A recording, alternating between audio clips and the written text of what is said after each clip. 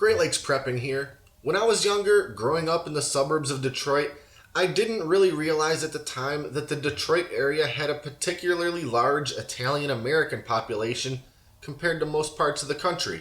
Accordingly, I never quite realized that the diverse and amazing Italian cuisine we'd always eaten and or cooked wasn't just as common everywhere else. Italian food is ubiquitous in Metro Detroit. If you go to a fine dining establishment, chances are strong that it's an Italian restaurant.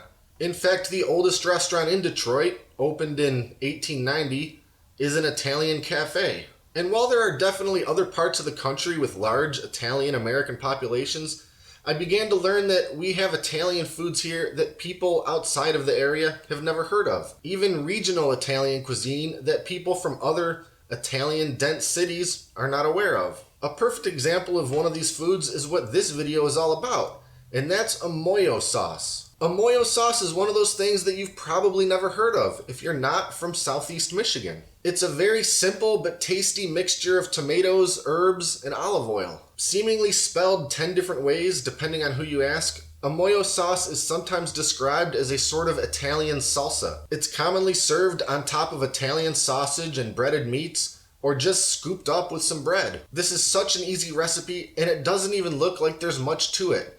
But it's got such a nice, bright flavor that's a great complement to lots of Italian meals. So let's quit talking about it and start making it.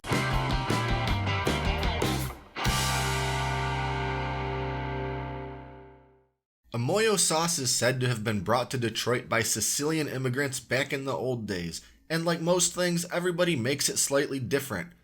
Some are spicy, some not so much. This version is what I consider the basic recipe, and you could certainly use it as a starting point and add things to it, like red pepper flakes for instance. We start off with petite diced tomatoes. You could use your own, or canned tomatoes are perfectly fine. Then we have fresh curly parsley, kosher salt, crushed garlic, black pepper, fresh marjoram, and extra virgin olive oil. A couple quick notes. It may be hard to find fresh marjoram at your regular grocery store, and if that's the case, you can substitute this with fresh oregano, but only use about 2/3 as much. They have a similar taste, but oregano is a stronger herb than marjoram, so you need to use a little less so you don't overpower the sauce. And for the oil, make sure to use extra virgin olive oil. Rule of thumb, olive oil for cooking, extra virgin olive oil for mixing. As for the process, it doesn't get easier than this. Just mix all the ingredients together.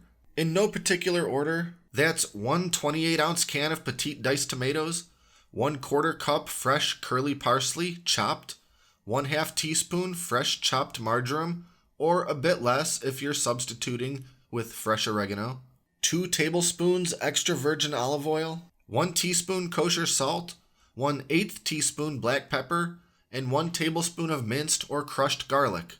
I keep the liquid from my canned tomatoes because I like my sauce to be just a little bit liquidy, but if you prefer all chunk and no liquid, you can strain the tomatoes first. And that's it. This is a fresh, chunky sauce that is served cold or room temperature. Eat it immediately or cover and put in the fridge for later. There's no wrong way to eat Ammoghio sauce, but my favorite is just dipping fresh Italian bread in it as a sort of appetizer. But it's probably most commonly served over meats, especially breaded steak and chicken. Next time you're looking for a little something different to make for dinner, give this a try. It's one of those dishes that is so tasty, people will think it must be complicated, even though it couldn't be much easier to make. If you liked this video, click the subscribe button and stay up to date on all our latest stuff, including future food and cooking videos. Thanks for watching, and until next time, this is Great Lakes Prepping.